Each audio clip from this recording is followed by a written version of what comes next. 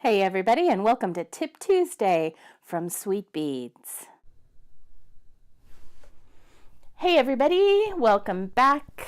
It is Shae from Sweet Beads in Las Vegas for another Tip Tuesday, which sometimes, if you're interested, sometimes show up early on Mondays on YouTube, but most of the time I promote them on Tuesdays because they're Tip Tuesdays. And we're still talking about my faux bead crochet method of tubular brick stitch. The reason we're still talking about it is people have been emailing me and leaving questions on our YouTube channel and things like that. So I wanted to go over a few questions that people have had.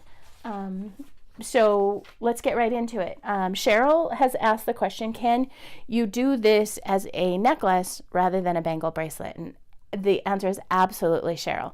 Remember, if you're connecting the ends, you just repeat until you finish a full repeat, whatever length that ends up being for you, and then zip it together. Or if you just want to use end caps, which I think I would on a necklace, because to get this over my ginormous head would be a very long necklace. So instead, I would just stop wherever I needed to, whatever length I beaded, and then put end caps on, and then used a clasp. And then her second question was on a necklace, what length would you do?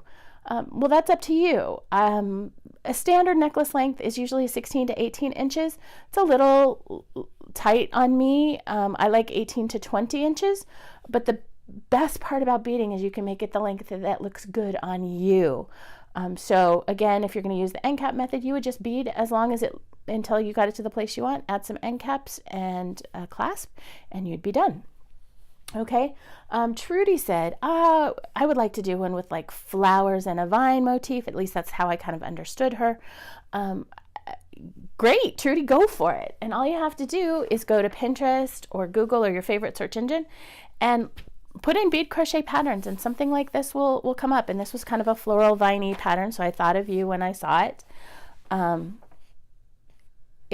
It will give you all the information that you need. Again, go to Tubular Brick Stitch Part 2 to see how to read a bead crochet pattern. But just as a refresher, your circumference is there.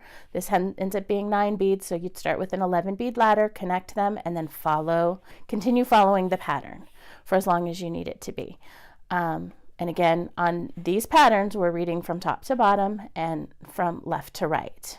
Okay, so that's how you read this style pattern. And somebody asked me, this was Stephanie's question, do you always start with a ladder stitch of 8? And the answer is no. Remember to read your bead circumference. In this case, it's a 9, and then add 2 beads, 11. So that's going to be what you ladder stitch. Do your connection to make your tube, and then continue the pattern from there. Okay, so always your circumference plus 2 beads. And then finally that gets us to, and I did say you can Google for these patterns, and there's lots of free ones available, but there are some beautiful designers out there doing wonderful work. This is a picture, and I'm sorry I didn't write down the designer's name, but you can easily find this picture on Google, which will take you right to her Etsy page.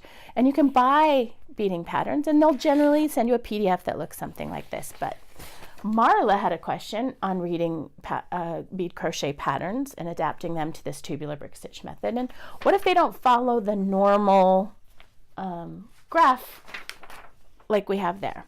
This one happens to be from the February 2016 issue of Bead and Button magazine on learning real bead crochet, not my faux method.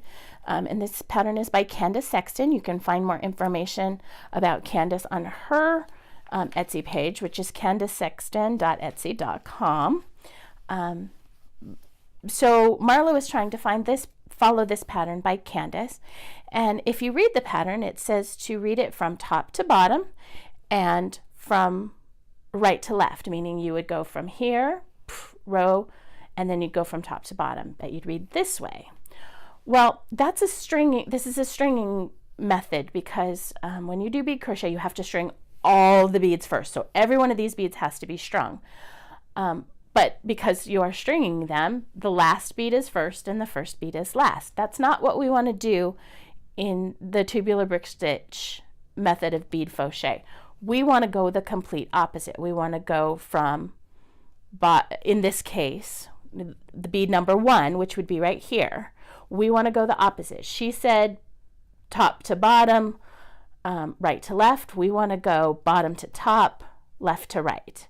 So that's how you would read this pattern. And Marla was doing it the other way, which is a very common mistake. But if you do it correct, and hers wasn't lining up and she couldn't figure out why, and so she emailed me and sent me pictures. I love it.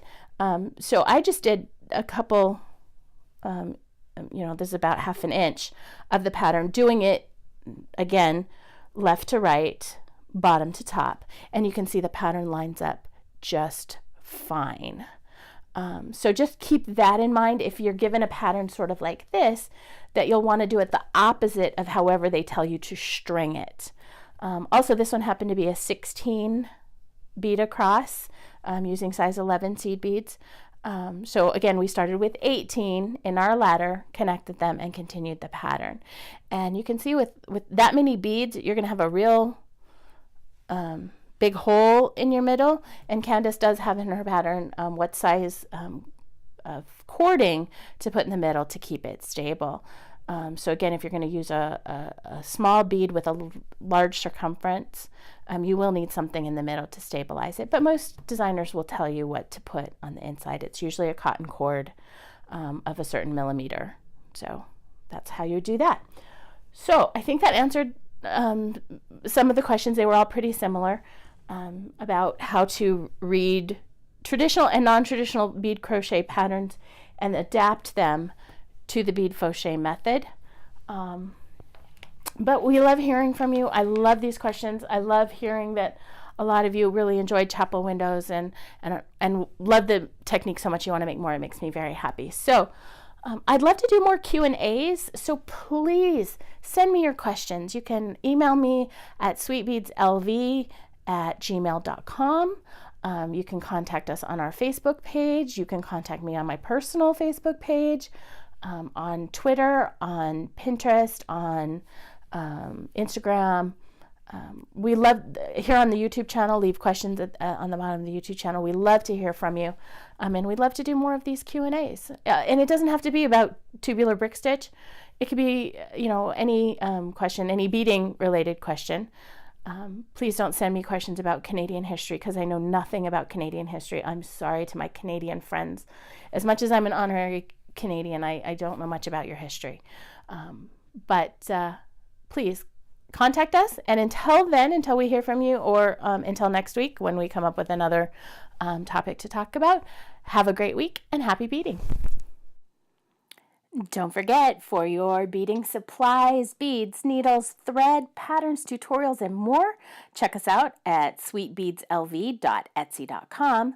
Of course, you can always sign up for our newsletter on our website, sweetbeadslv.com, and you can follow us on Facebook, Twitter, Pinterest, and more using hashtag or /sweetbeadslv.